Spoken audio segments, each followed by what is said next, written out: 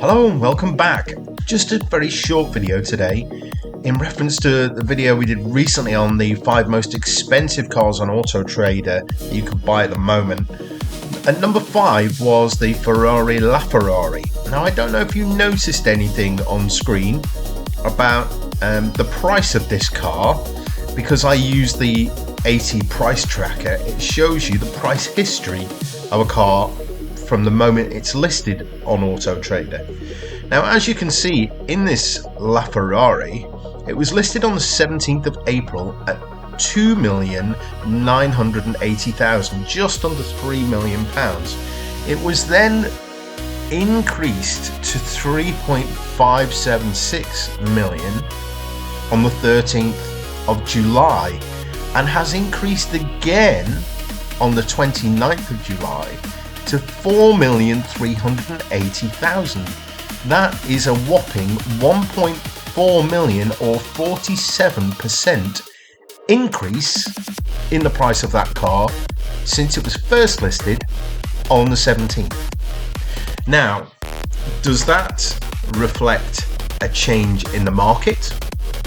Is it because there are only maybe 2 LaFerraris available on AutoTrader, so if you want one, you're going to pay whatever the going rate is?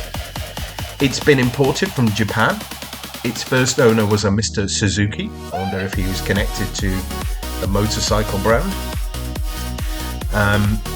Maybe it reflects the costs that have actually been imposed in tax and duty and getting it on the road in the UK.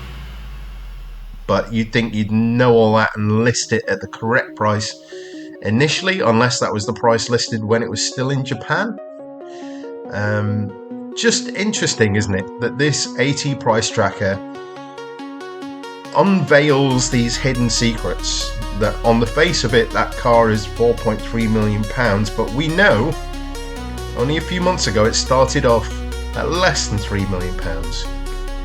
So maybe for the multi-millionaires out there, you've missed a bargain there and you now have to pay an extra £1.4 million for your LaFerrari. Or maybe you've just seen something that gives you £1 million worth of negotiation on this car, and you can actually get it for closer to the original list price. Interesting though, isn't it? I wonder what is behind 47% 1.4 million price increase on a car. If you've any ideas, comment below and let me know. Thanks for watching.